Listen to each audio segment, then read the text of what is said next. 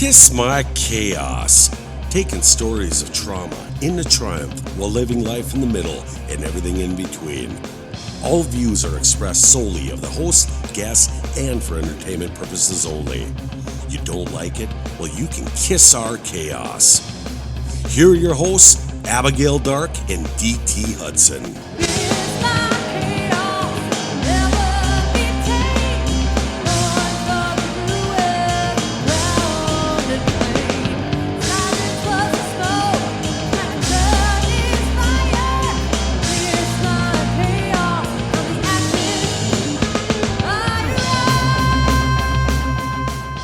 Just when you thought you could get rid of us. We're back. We're back. A lot of people reaching out saying, where the hell are you guys? Well, none of your business. Very busy, very busy. We are back, and we're going to do something a little different today. Be kind of exciting. I guess you're going to learn a little bit more about us because everyone's sick. Wonder why. It's like 10 degrees one day and then 65 the next, and it melts and freezes and melts and freezes, and it's doing it right now. So I don't know, why not drive 35 miles in, come see Abs and drink her tea and steal her husband's guitars. And of course, in case you're wondering, Harvey and Sons, if you would like to sponsor this podcast, we drink your tea pretty much every time we do this. Ordering 4 little tins at a time. And you know what? I don't want to throw those tins away. They're too cool. So I just put stuff in them like a little pack rat. They would be good for nails and, like little shop things. I put guitar picks in them and pens and remote controls on my work desk. You're a rebel. I am a rebel. But they're too nice to throw away. Is that what it's called? Harvey and Son? I just went with the picture. I think so. Okay. I hope I said it right. Otherwise, they're probably not going to sponsor us. Probably not going to either way, but That's it's fine. Worth a shot. No, we were just going to recap and kind of give you a synopsis, I suppose, is a way to put it, of where we've been, what we've been doing. Had some personal things going on both ends. Had some work things going on both ends. Getting it in both ends is what we're saying. Basically. What kind of podcast does this become? We take a short break, and it wasn't. It was a planned break because it needed to be done. So I just got back from a place you need to go to. Okay, where am I going? It is the town built for you, and that is New Orleans. Oh. Wow. I tried to send you pictures while I was there. I hope you got them. But literally, that's your jam. I did get your pictures, but for sake of my own mental health, I didn't look at them because then I would be sad that, that I am not where you were. The weather was perfect. There wasn't any humidity. It was 81 degrees every day.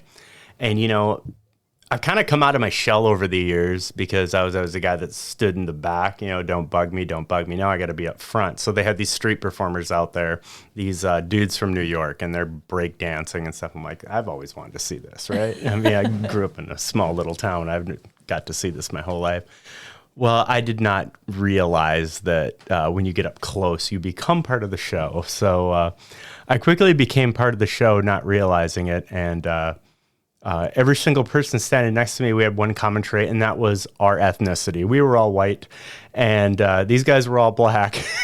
And he's like, I'd like to introduce you to the rich white guys. I'm like, no, not so much, but you got half of it right. But the end of it, it was so exciting because they're doing all this stuff, and they're ribbing us pretty good, right? I mean, it's hilarious. The crowd's loving it, and their organization, allegedly, I don't know anything about them, is they provide unity. They make fun of themselves. They make fun of everybody. And I love the way they do that because you can get a good laugh at it. That's fantastic. Yeah, and if you can't laugh at it, then you probably shouldn't stand in the front row like I did.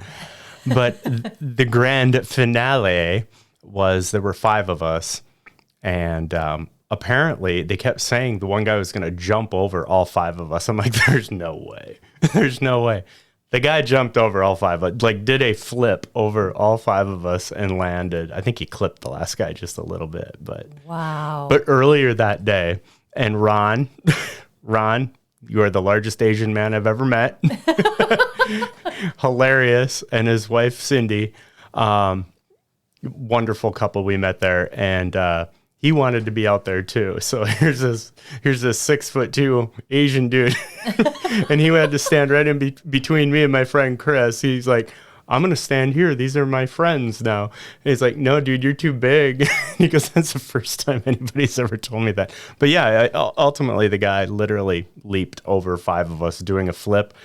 And you think someone would get that on video, right? Oh no, they were so amazed. Not one picture, not one video of it. That surprises me in this day and age. Right. And we're ducked down, we're not standing up. And yeah, so I didn't get to see it. So I got up and I'm like, what happened? It's like, that guy jumped over you, like did a flip. I'm like, well, that'd have been nice to see. I mean, it really would have. I mean, did it happen though? Because nobody recorded it. Well, maybe it didn't happen. I mean, I'm going to pretend that maybe I was just there. Yeah, they had us doing some of their dance stuff. It was a good time. It was a good time. What have you been doing, Ab? Sitting on the couch for All right. a really long time. So in case anybody doesn't know or doesn't know me personally on my Facebook, I was going through what we over 40s like to call a hysterectomy. So that was fun. Recently got diagnosed with something called Lynch syndrome. So just at high risk for lots of different kinds of cancers, and endometrial was the big one besides colorectal. So I decided in prevention stage that I was going to just take it all out.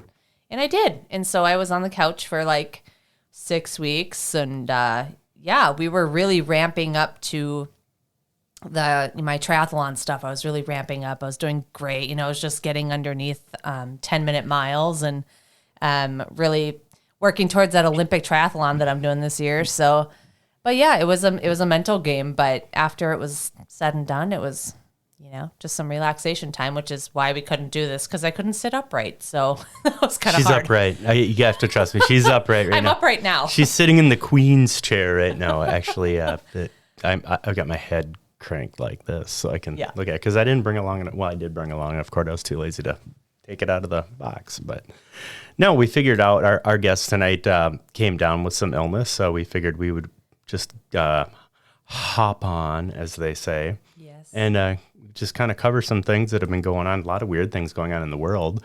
Don't know if you want to talk about that. I kind of do. It's weird. A lot of weird things. Let's do it. All right. Let's talk about, we could talk about Iran. We could. I don't want to. Okay.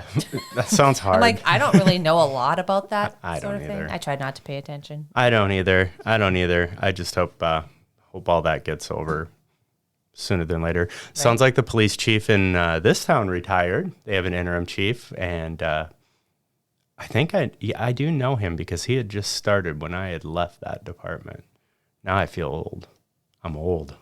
You're not old. Feel old. When I talk numbers like that, for sure. Go figure, right? Yeah, right.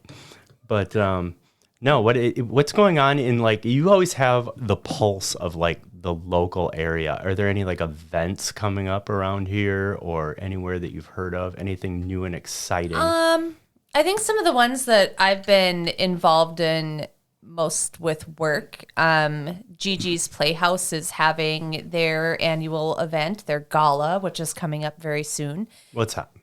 Gigi's Playhouse supports a lot of the local community with people with Down syndrome. Oh, very good. And so they're doing Diamonds and Denim. Riddles is sponsoring it. So that's my business. Not my business, but I run the local one.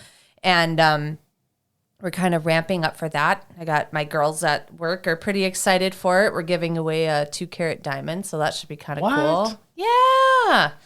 Giving away diamonds and doing all the things. Come and rob you. Other than that, like, I think as far as my life, what I'm gearing up for is like lots of races. So before I went on hysterectomy leave, I thought, what a great way to motivate myself after I get off of that by signing up for a bunch of races. So now I'm at that point where I have to actually train to get to a point where I can do these races. So have you started training again? I did, man. Were you supposed to start training? Yes. Already? Okay. So, okay, we're going to talk about this. So, nobody tells Abby what to do, okay? Yeah, well, we know that. I don't like it. And so, throughout this whole hysterectomy thing, my husband, bless him, is such a sweet guy, helped me out through all of it, including my son. They both were really good. But I wanted to go walk at the track. And, the doctor's like, well, gave me this like wishy-washy doctor answer. Like, you probably shouldn't, but you can. And I heard the word can. And so I'm like, yep, doing it. Go to the track. I'm like, I will take the elevator up to the track and I will walk slow and I will only go for so long. Well, husband's like 10 minutes. You get 10 minutes to walk. So I go up there because I didn't want to lose all my fitness. I didn't want to lose all of it. And, I was reading, it helps with blood clots and all the stuff. So I'm like, I'm going to do it. So we go up there and I'm walking and like literally in a blink of an eye, ding, ding, my phone rings. It's 10 minutes. You're done. I'm like, oh, fine. So then I have to come back home to my hole, like you're indoors all the time, which is very depressing, I should add. Very depressing. Like I can see where like you get in that spiral. Like there were some days where I think the one thing that helped me the most is I forced myself every day to get up and take a shower. And that was like, I think that made me feel like, okay, I started my day. I would have my routine. I'd get up and I'd make coffee and I'd do the stuff. And I could only like walk around for so long before I'd have to lay down because the pain would kind of catch up and do all the things. But, and then I started, like questioning, am I ever going to be able to do this again? Like the running, the swimming, the biking, and all of the things. So this is really embarrassing to admit, but when James Vanderbeek died, I cried all day. Like literally all day. R.I.P. James Vanderbeek. I know. It was so sad and pathetic. But I think it's just like my hormones were crazy. I was, stuck in the house all day and I just needed something to cling to or cry about. I don't know. So I chose that. But getting back into the fitness stuff, I was cleared by my doctor and she just said like, okay, you don't want to just go out and start heavy lifting and doing this and that. And I'm like, oh, okay. Right. But in my head, I was thinking I would just get back on that treadmill and I could just I would lose maybe a little bit of fitness. It might be a little bit of fatigue getting started again, but I would come back right away. Holy cow. That was like the hardest thing I've ever done. It was like I had never swam, bike, or run in my life. It was so weird when I hopped on the treadmill and just a walk, my heart rate just shot through the roof. Yeah, I believe that. Yeah, and I just, my breathing and everything, I was just winded and like it just took my sails out of me. But I somehow finished, I had 7 days in a row of straight workouts and I got through every one of them and I did them to completion. Not as good as I was wanting them to go, but I completed them. And to me, I felt like, okay, you need to take that as a win. Plus I had gone back to work. So I was kind of like back in the normalcy of things. But it's really hard when you're trying to get to a certain fitness level again, where when 1 to 2 miles is really hard, you start to question, am I going to be able to complete, a 6 mile run, a 24 mile bike, and then, 2 mile swim or whatever it is, it's. My question to you is, why wouldn't you be able to? You just wonder if you're going to get it all back. You'll get it back. I mean, but I think you brought up a good point about being indoors and like sitting on the couch. And granted, that it wasn't a choice; it was a medical necessity. Right. And the mind starts to wander, and you do start to question yourself. And it's like you slip a little bit, but you're talking to a person who goes to the gym and hasn't been to the gym for a while and tries to go pick up the same amount of weight. Yep. And then the next day I feel like I have polio or got beat by a garden gnome with a bat when I slept. And it's like, I can't do it anymore. And, as I get more mature, my body gets more mature. Yep.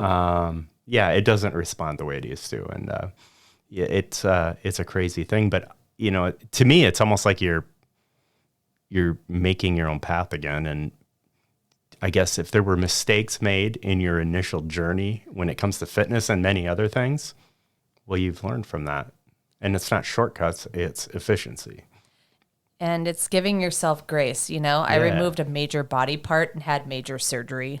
I have to remind myself that, you know, right now I'm only just over 7 weeks, you know, after Right. that. And so the hardest part was realizing how do I put it?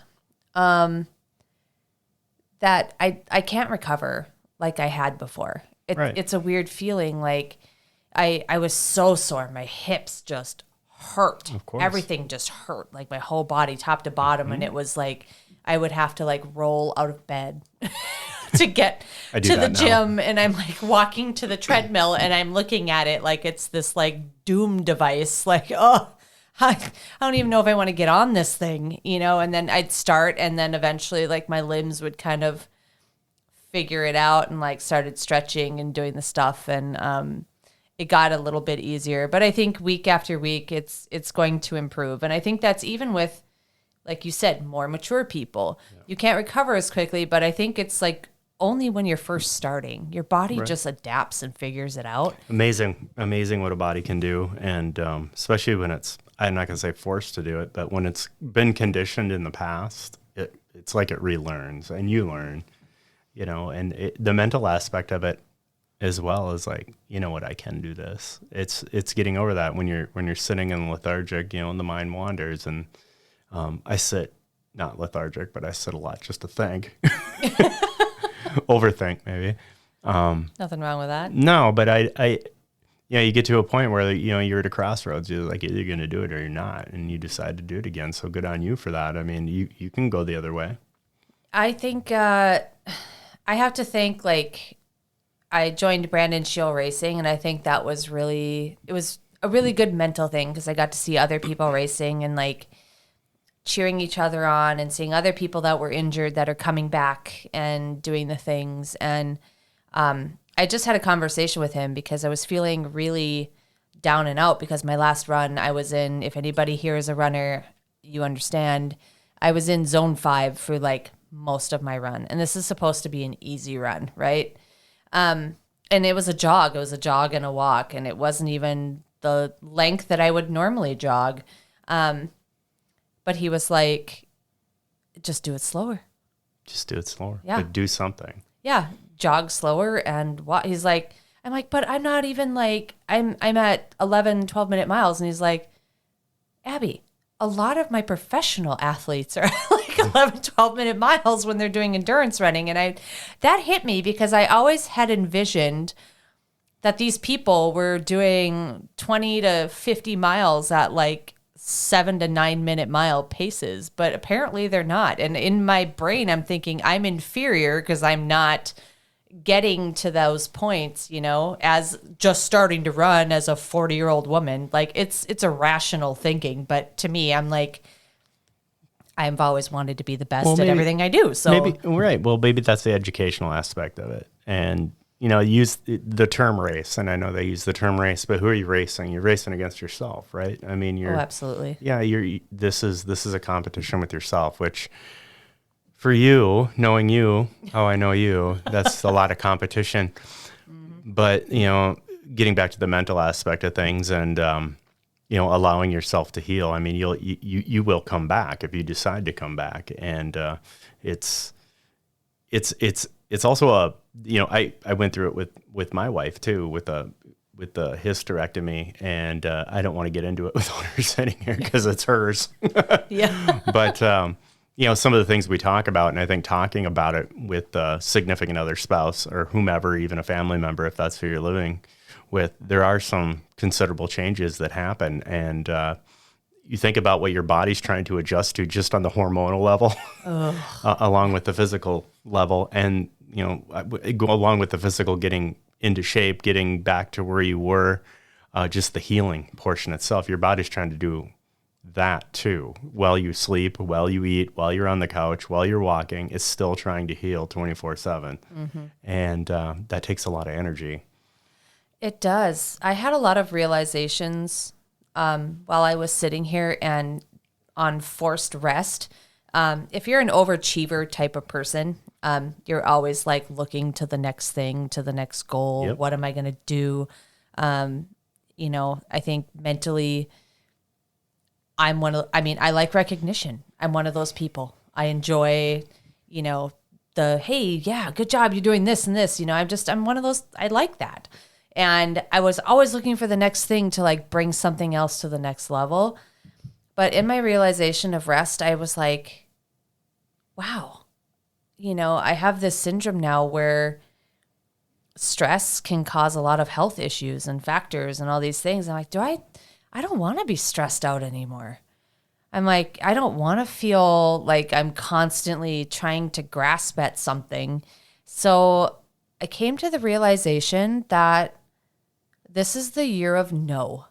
Hey, wow. The year of saying no, and the year of like, if I don't want to do it, I'm not doing it. And I don't. And I used to be a people pleaser, like, oh, I have to do that because, I committed to that, or I did this or this. I had, a separate networking group. I was trying to build my own side business. I had the side hustle, had all these things that I had set my mind to. And I love Halloween. I wanted everyone to love all the local businesses and local Halloweens, was doing all these things. But I wasn't getting anything out of it. What I was getting was stress, putting all these things together. There wasn't really any monetary gain.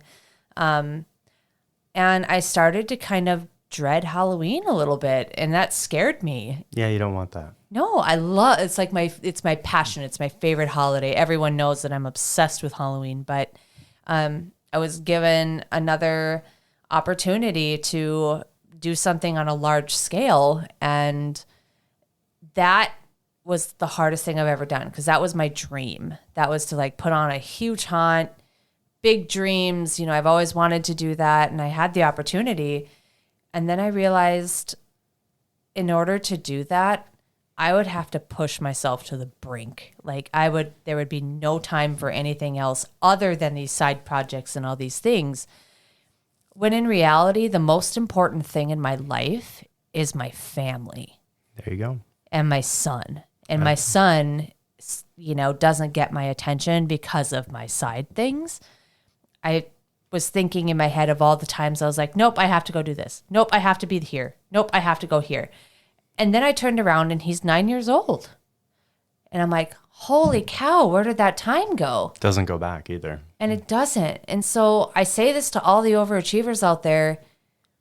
Is it filling your cup, man? Because if it isn't, stop. Well, I think you hit the nail on the head. And when you do, I learned the same as well. I'm probably one of the IDGAF guys. Yeah.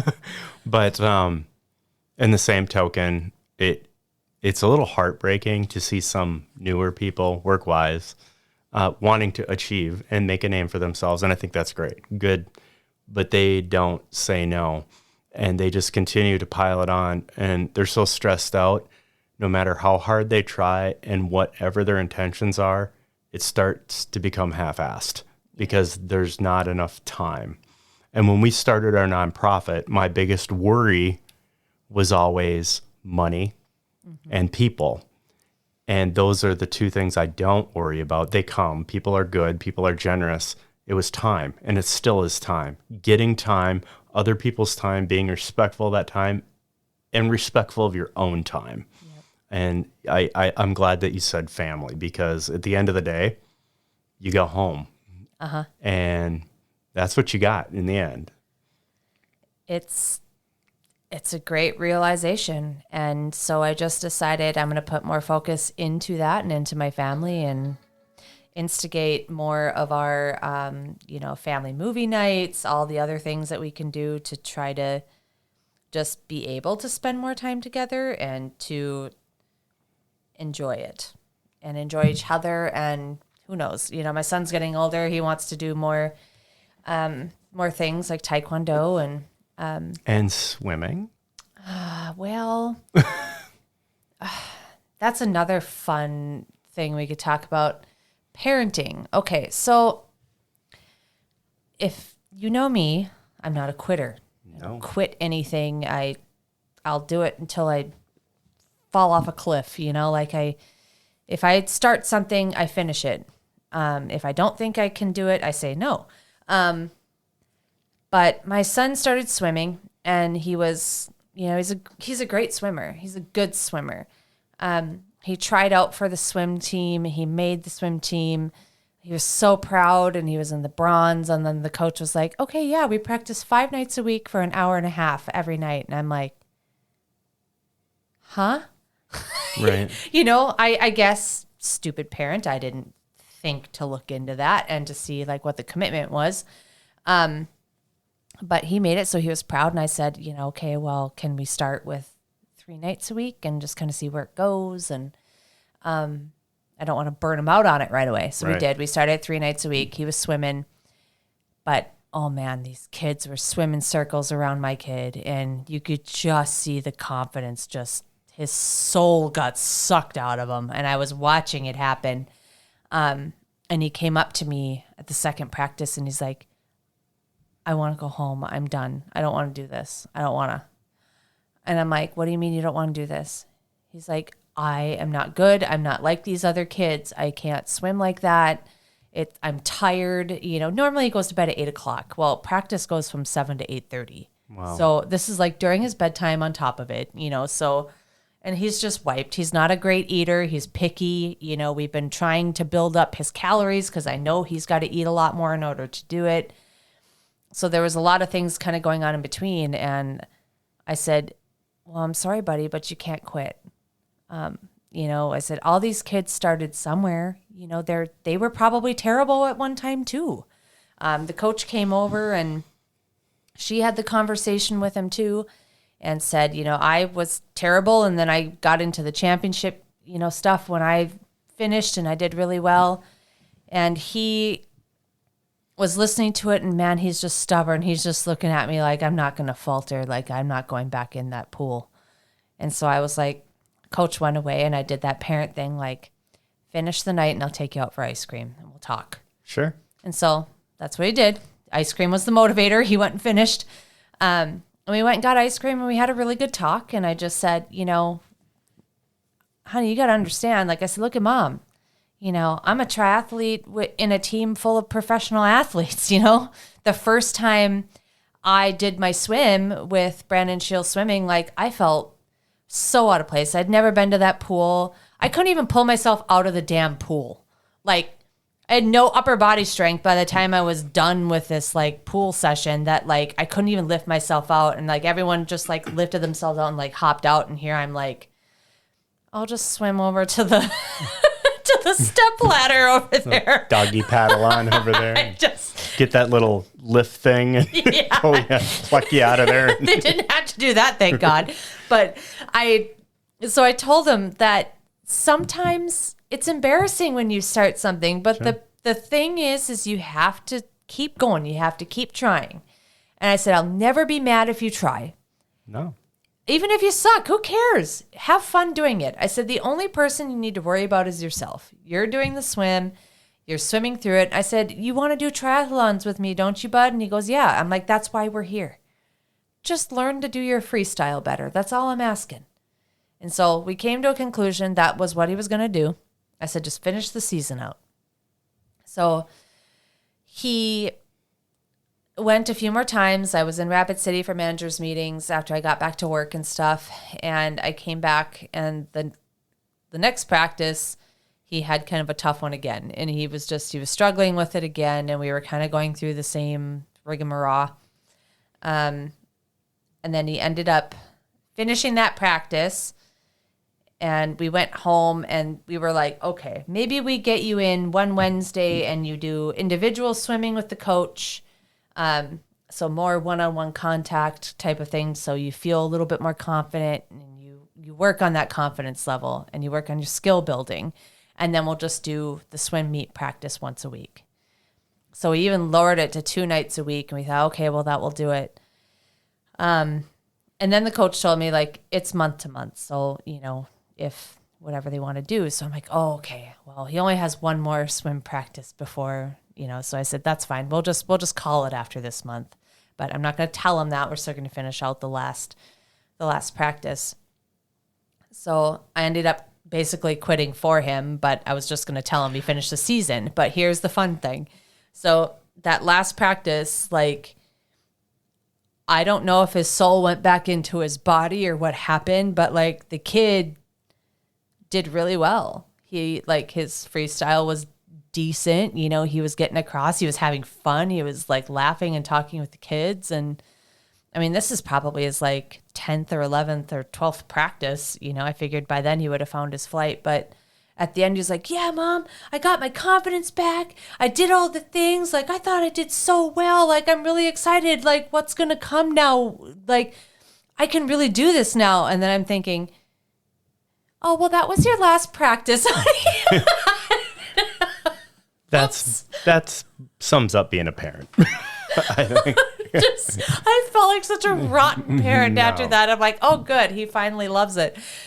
But in true parent fashion, I like flipped the script and I was like, oh, so you're going to be able to go to Carter's Academy Mondays and Tuesdays now. So we'll be able to do that. Right.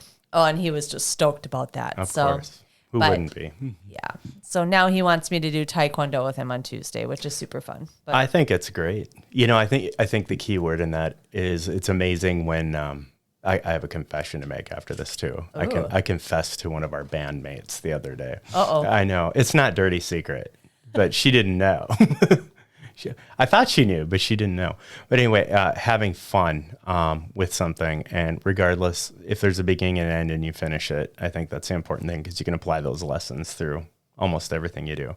But what you didn't know, Shanoa, you're listening. You always listen to our podcast. We are professional shelf builders now.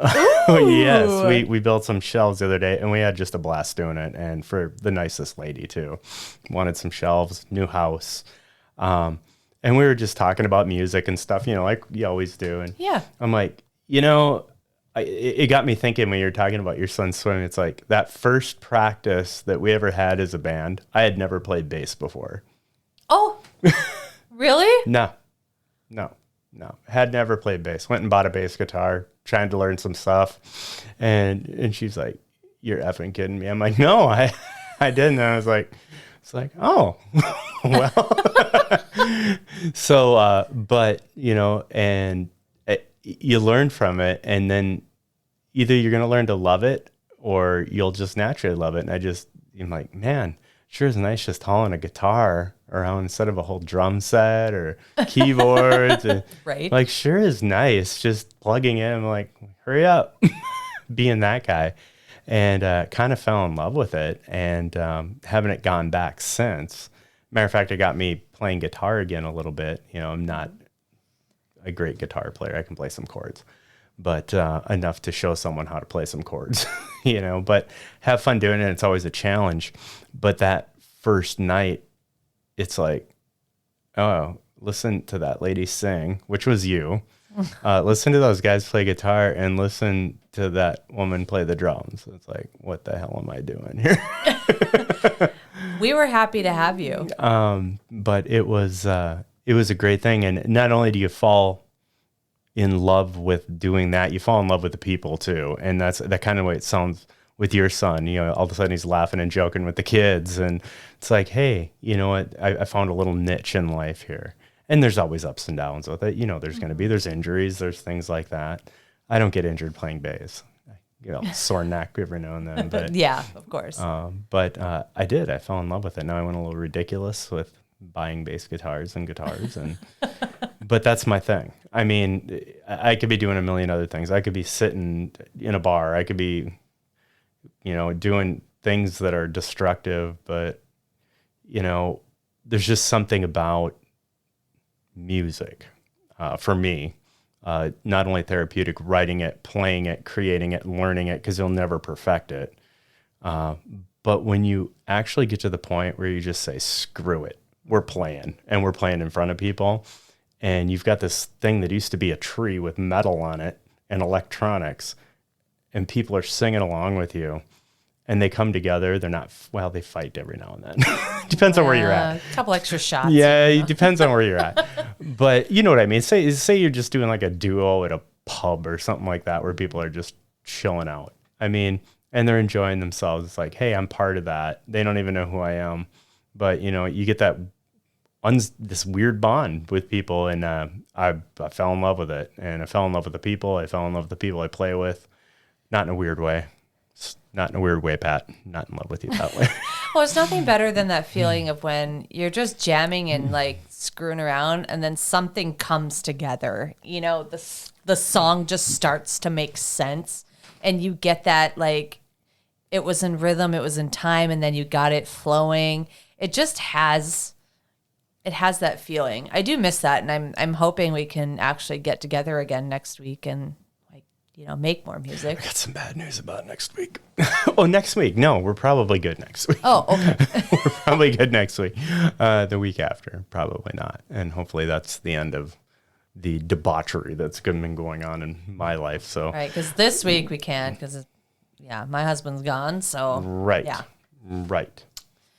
One of these times we'll be able to make some music. We will, and that's what's really cool about different groups too, because you don't know what's gonna come out of you. You know, it's like somebody will just start. It's like, do that again, and then all of a sudden something builds, and then some humming starts, and then all of a sudden there are words, and I sent that out the other day in like a group text message. I'm like, who wrote that song? I go, that's a damn good song. That's really good. And it's like, oh yeah. Pat was just noodling. Yeah. And I remember telling him, like, keep on that. What is that? And then he had kept going with it. And then I just created some lyrics. And then Shanoa kind of came up with the drum beat. And you guys kind of came up with your stuff. And then, I don't know, we just like butchered through it the first few times. And it became good. I mean, I think it was like a really... It still is. And it's funny because, you know, I am the master keeper of every time, because we record every practice or every little noodling session. We do whatever you want to call it. Yeah. But you start from day one. It's like, oh, well, you know, it's rough. I mean, but at that point, like your son's swimming, he's like, yeah, that wasn't very good. I'm done with that. You know, or he's like, let's try this. Let's try this. You find solutions. And, I think that's for me, you know, music for me is Xander swimming. And you'll never be the best. I mean, maybe here, maybe there, but there's always going to be somebody better. There's always going to be, and you can make it competitive, or you can make it, like you said, fun. And when you can tell when people are having fun, because then it gets really good. Yep. It becomes emotional, it becomes passionate, and people get into it. And if you've played long enough, and I've played long enough in front of people pick up on that. I mean, they can pick up when there's tension. You can look at your favorite band now. You know people that hate each other up on that stage. You do. I think of Skid Row, because those guys screw around with each other all the time. They're hitting each other in the nuts on purpose, you know, and stuff like that. They're having a good time. And then you can tell the ones that there's no cohesion, the Don Dock and George Lynch thing, you know, you can just feel the tension in the air. And I think music heals a lot of that. And I think creativity and using it and pushing yourself a little bit outside your comfort zone, which I was never very good at it. And now I've become a little bit addicted to that. Sorry, everybody. There's nothing wrong with that. I brought my keyboard upstairs just so I could see that. play and practice and do the things that I used to do. My piano used to be just right off my kitchen in my house that I grew up in. And so I thought, you know, I have this beautiful chord keyboard that's collecting dust in the basement because I never go down there. I don't know if it's a mental thing or what. Like, it's... You're not allowed down there in the secret Well, not room. really. It's my husband's, like... It's his lair. lair down there with all of his, like, hobby things. And so, you know, then I'd be forced to spend time with him. So I Oh, stop it. so I come upstairs and I'm like, you know what? I just want to have it up here. So if I feel like it on my days off, I can just pop over and play it and can not always- have to worry about his 1,000 things that are plugged in down there that I'm going to screw up if I touch something or move it around. And So that's one thing that's cool about playing guitar now, because I played drums for a long time too. And talk about a perishable skill. I listened to Shanoa play drums. I'm like, good Lord, no, I can't do that. I just can't do well, it. she's on another level. Yeah, she's on another level, and there's no doubt. I tell her that all the time because I mean it and it's true. But my house has like a guitar of some sort in almost every room. It's like if I have a thought, it's like it's right there. I don't carry a drum set around with me from room to room. I couldn't do that. And definitely a different instrument, definitely a different perception of how it is, because you're a heartbeat and it's an essential heartbeat. And if that heartbeat's not right, everything's screwed up. And it's all about timing and stuff. So I think it's great because your house, there's two sitting right there. That one's mine now. But you got your keyboard up here. And to me, that's incredible progress. I mean, I think it's great because you never know what's going to hit you. You had time on the couch to think. And Yeah. you were in your timeout phase for being naughty. I know, and I wish I could have spent more time playing it. I just couldn't sit upright, you know? So that No, was the it's- frustrating thing. I wanted to be able to, and singing, you don't realize no. how much of your diaphragm you Oh. have to use when you sing. I wanted to do some of that, and I thought, oh, I'll just play keyboard and sing a little bit. No, No, it wasn't happening. definitely not. That is like probably the worst thing you could do next to sit-ups with a weight on your chest. It's just- Pretty much. So, Just no. But I think that's one thing that I really let go for a long time. So for 2 years after I, got sober and stopped drinking, I really stopped playing. Even I'd do stuff for the band, but I didn't practice as much. And I think part of it was me trying to stay in my sobriety. I always accumulated like my music playing. Man, I would write some good shit when I was hammered. Well, we all do. And then I kept thinking about, I just get like blocked. I had nothing that would come out of myself anyway when I was playing keys. But that was something my husband and I used to do. We'd drink or we'd get drunk from the bar and we'd come home and we would play stuff. He'd play, acoustic guitar and I would sing and play piano. And the next day, like I would record some of it and I'm like, wow, that was really good. Mm-hmm. And in our busy lives, I guess you're more emotionally put out there, I guess I could say, when you're sober. Well, you have boundaries set up, and I think that's a good point. So when you cross into that home to learn, especially on sobriety, when you're not sober, those boundaries are down. That's why there's fights. That's why there's so much lubbing going on. Yeah, Inadvertent lubbing. well, exactly. And you can you're not afraid to try things on music and to do those things that you probably wouldn't do when you were sober, and on the fact that like, oh, well, that sounds weird, or So like, there's a transition time. Yeah, I mean, it's so tough. how do you get to that point where it's like, I don't need this to be able to do that? right, and that's why the dusty keyboard is upstairs. A little dusty. We'll Yeah. get that cleaned up before I go today. And I keep looking at it and I think, okay, I'm going to set it up. It's going to be to where I want it. The settings will be on the sound of where I want it. So when I feel like I'm like, okay, I'm just going to try this again. And then it's ready for me to go. So then I can start playing some more again and writing and doing some of that. Because that to me, now that I have this extra free time from my saying no, I look forward to kind of just getting back and writing some music again. Well, I brought it up before. You're finding your middle. You're finding your identity, and you're allowing yourself to do that. And I think that in a life, especially being a parent, I mean, you give, and then it is hard to say no. I mean, I still have a tough time saying no to certain things. Other things, I'm a hell no. Yeah. I mean, I've gotten to that point. I was like, absolutely not doing it. Well, and I can thank you for that too, because I mean, you, with the music stuff, like you inspire me with it on how it emotionally, like how you regulate yourself through music and how you use it and need it. You know, like you said, I like do. this is my thing. Like I have to have that. I do. And it used to be my thing and I used to need it. And I kind of lost it somewhere along the way. Like my triathlete stuff, like absolutely. Like that's my stress relief. I love that. I have just as much passion with that as I do my music. But I want that back. Sometimes I hear a song and I get inspired and I'm like, wow, I want to go home and write. Isn't that crazy though? Like, have you ever been like doing your training and stuff and all of a sudden the music and the training have now married up? And it's this like unstoppable force. It's like I got this in my head and it came to my head while I was doing XYZ, swimming 55. I don't know much about triathlon. You get wet, you pedal and run a lot. Well, you try running 13-minute miles No, thank listening you. to Swedish death metal. Like, it's hard. Swedish death metal. Well, you know, I've got some, you know, Orbit Culture and some like heavy metal Yeah, sure, on from my Sweden. stuff.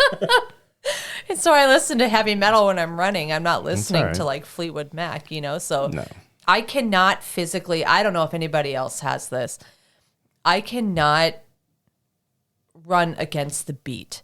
So like if it's a fast song, I have to run fast. I cannot like The regulate drums. my like Yeah. It's the drums and my the rhythm. chugging. Yeah. So I have to follow that. So like I have a running playlist that I use when I'm running so I can like motivate myself to go faster. But there have been times I've played like a slower song and I'm like, before I know it, I'm like staring off in the distance and I just know, but you were doing that. You actually put a Facebook video out there. You were riding your stationary bike, sitting in Rest in Peace. That's a slower ballady type song, but you know, you're not running, not worried about tripping over cracks on the sidewalk or a car broadsiding you. You're on your stationary and I was bike pedaling to the beat. Yeah. If you look at that video, my feet were going to the beat. I'm like, why can't I just like, which is fine if I'm in a race because you can't have headphones or music on, which is great. So, It's horrible. I can't stand listening to myself wheeze and my fat feet hitting. well, you know, I think that's part of the fun of it. And I'm like, I wonder if I'd get DQ'd if I sang a song as I'm like biking through this whole thing. If they came up to you, and questioned you, just it's like put your finger up and then just go, "Amen." I'm sorry, did you say something? Yeah, exactly. Maybe I'd be a distraction, probably. But yeah, anyway, yeah, it's been good. It's been good. Good. See, you're on the mend. Yep. There's a lot of things on the mend right now, and I think that's what's important. And even taking a little time off just for personal work or whatever reasons, kind of like we did, I think it's a good example to everybody. Take some time for yourself. Reevaluate, reload. Nothing wrong with reloading. Reassess. Find out what your priority is. Take some time. And, you know, some people say meditation, some people, whatever works for you. I mean, that's then what works. I mean, everybody's different. I just clearly made it evident mine is music, and sometimes it's meditation, sometimes it's yoga. There's a couple people that approach me that want to be on the show as well that are very much into yoga. That's their thing, and I'd love to talk to them about it and not find out why, but what it actually does for them and where they get their clarity in life after that. I would love to learn more about yoga. I got a lady. I'm one of those, I've taken a couple of yoga classes. A good friend of mine, Amanda Nordic, teaches one. She has like candlelight yoga. And she knows I just find it torturous to just stand in those positions. Oh, it's because horrible. It's Not so horrible. hard. I would rather It is run hard. 6 miles Well, than just no, it's stand true. there. I mean, I did it once. One of our friends way back when taught, and you know, people come and go in yoga classes, and it's like, you know what, I'll go, I'll support her. And so we're at this dinky little city center, and we're in this pose where my ass is in the air and my feet are out, and this guy comes walking in, and that's the first thing he sees. And he's like, "Is this where the online auction place is?" And I just answer him in between my legs. I'm like, "No, it's next door." And I'm like trying to point with my hip. It's like that poor man. But it was hilarious because for a larger man, I am very flexible. You're not a larger man. Not anymore, but I'm incredibly flexible. And they're doing these poses. I'm kicking their ass. I mean, these ladies are like trying to get, and I'm bald way out. I Good can for you. Yeah, I've always been able to do that because I stretch a lot or my back hurts. Anyway, she comes walking up to me. She goes, "Oh, you're a flexible little son of a." It's like, I am. Like a rubber band, I like am. Gumby. I am. I go, I'm made of rubber, but I have short legs, long arms, so I can put my palms on the floor, and all that stuff. But no, I don't. I do know afterwards, you lay down and you like kind of chill out afterwards. Yep. My back cracked like 50 times. I'm like, oh my God, that felt good. But it's hard. I mean, some of these things, because not only are you doing these poses, right? You're holding them. It's like, now it's isometric. Now it's torture to me. It's like, Yeah. oh my God. So a lot of credit to the yoga folks out there. I think there's a ton of benefits for it. Oh, absolutely. I've been reading a lot about just breathing exercises, little things that you can do while you're just sitting at home by yourself. It's just unplugging, right? Like getting off your device and not while you're listening to the podcast. Okay, you have to listen to this. But Right. when you're doom scrolling or whatever at night, to just put it down and doing deep breath exercises, allowing your stomach to go all the way out and come back in like you're pushing on a corset. And just doing that for 5 to 10 minutes is the biggest benefit that you can do for your core work.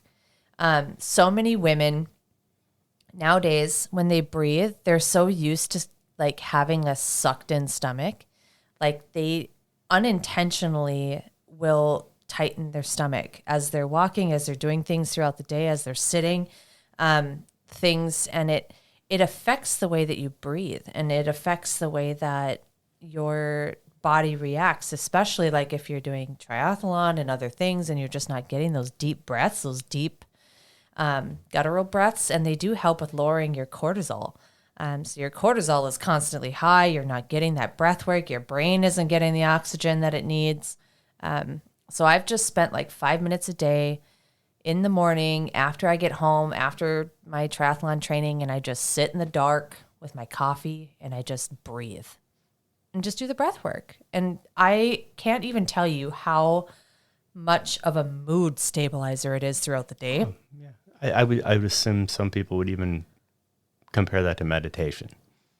I would say so. I 'Cause try not to think about anything. I don't think about like, what's my goals? Like I don't do any of that stuff. I think that's meditation. Oh, yeah. Like not I'm like- thinking, like you think of like a white sheet of paper and you just like erase stuff just for Like a that. fan. I always think of like a fan going and just having that like murmur in my ears. So I don't Hate fans so much. Angie sleeps with a fan. cannot sleep without a fan. I know. Oh my God. Yeah. She should run triathlon. She does it in her sleep. I mean, some days it's like a raccoon has gotten to my legs. It's hilarious. It's like, girl, your feet are just going 1,000,000 miles an hour. She goes, I got RLS. I can't help it. It's like you did about 26.2 miles last night. It's like, I'm so You should tired. have her wear one of those Garmins at night and see where she. She's the only woman that can get 25,000 steps while she sleeps. We love you, Angie. We do. We do.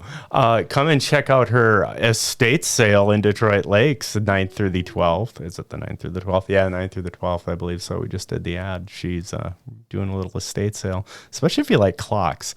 Never seen so many clocks in my life. Oh, Really? wow. Like 200. 200 clocks? Who There's a lot owns of 200 clocks? Well, she had like clocks. I mean, I guess everybody's got their thing. I've got a bunch of guitars. She had clocks, so that's her thing. But she had a lot of clocks. Great stuff. I mean, it's like pristine. I mean, very well cared for, and so apparently clocks were a huge deal. And it's kind of sad, when you go into someone's house like that, and that's their life, and That's their legacy. it is. But I guess all you have is here it comes time. So Great way to end that. Yeah, sorry about that. We were worried we weren't going to fill an hour, and so it's almost been an hour. This happens all the time. This was on the cuff, by the way, everybody. Yeah. Like, so I'm sorry if this was a whole lot of like nothing, but I hope you got something out of it. You know, Yeah, with for the sure, for sure. We're going to be back in action with our guests. We have some really interesting, awesome folks coming up. Different perspectives on life. Things, looking at life probably ways I certainly didn't look at it before, but I learned something new every time we have a guest in here. Yeah, we have Ruben. He's going to be coming on. He is former addiction, major addiction, different things that he had gone through. Very young man, and he's already figured out ways that he can help other people in the jails, in prisons, things like that. He's an inspiration, and he's very young. He's in his early 20s, and to go through such a huge life experience that young is amazing. And then we have Tom coming up, survivor. We talked about that on Facebook. He has such an incredible story. And Mandy Jackson, hopefully we can get her scheduled here really soon. She has just an incredible story with having her kids and her heart attack and her condition, and how she's advocating for others now. That's awesome. With any type of heart disease, and to get the word out there. So I got a couple surprises too. Oh boy. One of my very good friends is now retired, was a policeman, and has turned to ghost hunting. Can we do a live ghost hunt? Oh, we could do that. He would love that. We're going to have to go out to Western North Dakota, but I'm up for it. We can take the Rappy out there. We'll go out there. Are we going to film that one? Like actual video filming? Yeah, we're filming that. We're going to do, I tell you what, I've been practicing. I have a thermal imager. I am catching something. I have to prove it. I have to do it. Oh man. Okay. Well then I think in order for us to do that, I have to wear my like Dana Ghostbusters like red. How about the performer at your event that did the Ghostbuster routine? I talked to that guy for like 2 hours. I love that. That was awesome. That was one of the best shows I've ever seen.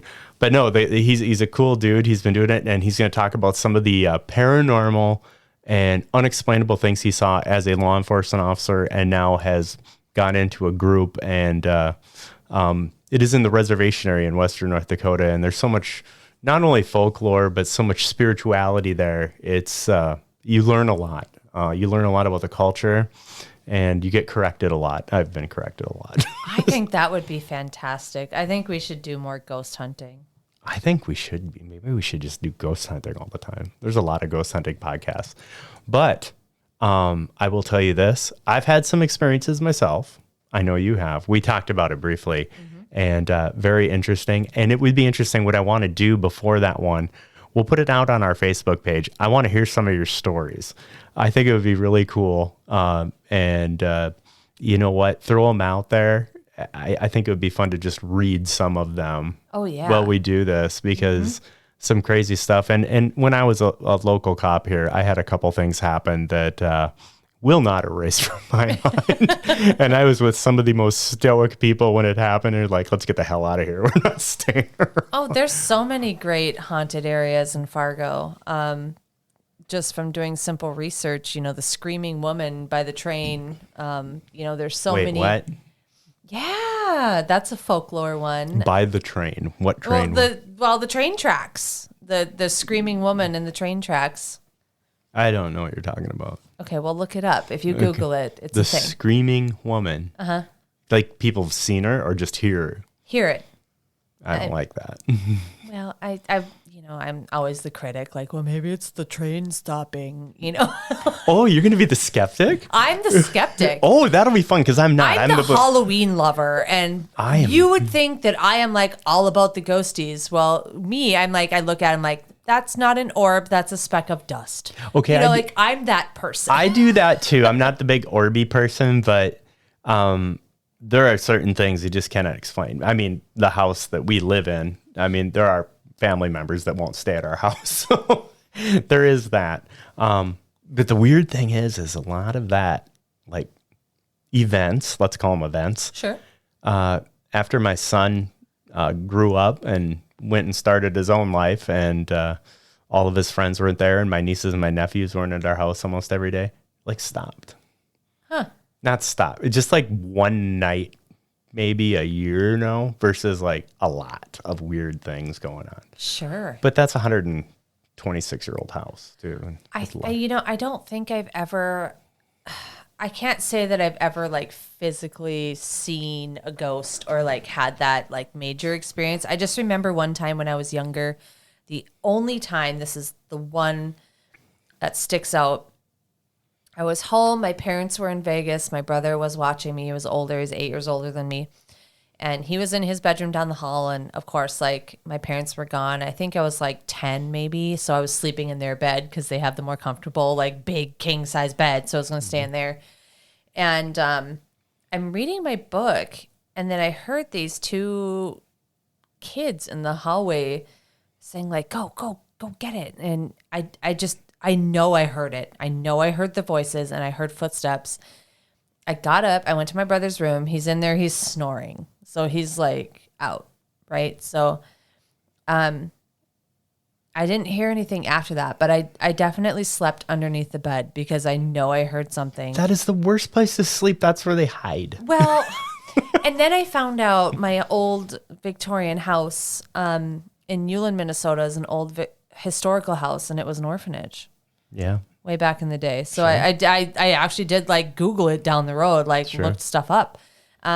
And there was a lot of like, disease and things around that era when kids were there. So there were some kids that may have passed away in the house. But I had friends that refused to sleep in my house. They swore that there's this picture of a farm girl that's sitting in a field staring at this old farmhouse. It's a famous photo, famous painting, I guess. And they swore that she moved throughout the I don't like picture. that either. Yeah. I do know, like, I don't know. I've had skeptical people at our house, and before the old, if you have one here, I'll do it quietly. The Alexa, we don't want her chiming in. Anyway, before that time, we were just talking about something, and my in-laws were there, and in our kitchen, it was a woman's voice, clear as day. Could not make out what she said, but it was about as loud as we're talking now. It was like, it was just something like that. And I remember one of the people put their hands on it, just like, I'm getting the hell out of here. And they laughed. It made sense. But I've had friends over. The one guy won't sleep up in our guest bedroom because he calls it the portal. It's now my guitar closet of guitar cases, so I don't have to trip over them. But no, just many, many weird things. Hey, but why don't we do it now? I mean, if you have a story, throw it out there on our Facebook page. I think it would be interesting. I'd love to read through them. I'd love to just see like what you, since I'm the skeptic, thought you saw, or You saw it. You experienced something. Even I'm not saying what it was. I'm just saying maybe you can't explain it. it's Now, true. I'm not a non-skeptic, but I'm leaning the other way because I don't buy the whole orb thing. And like some of the shows on TV, it's like, no, it's like all it is a video exaggerated. camera staring at an entry. It's like, did you hear that? No one heard it. You're making, absolutely We're not going to do that. No, we're not going to do that. It might be the most boring shit you ever see if it's like nothing happens, but Just hear a burp and a fart in the background. That'd probably be us. what was that? Dan had Mexican. Did you hear the thunder? It smells like Mexican. See, Plaza Azteca. Local business here, Plaza Azteca. Yeah. Probably some of my favorite Mexican food in Fargo Moorhead. They are good. Yes, Tableside guac. very good. All right, everybody. Thank you for listening to our ramblings. I'm going to try and drive home before this alleged snowstorm hits. So, Yeah, that. Well, thanks, guys. Thanks for Yeah. listening. And hopefully the next couple of weeks here, we'll have another guest so we can talk a little bit more. it happening. All right, till next time. Goodbye. Bye-bye.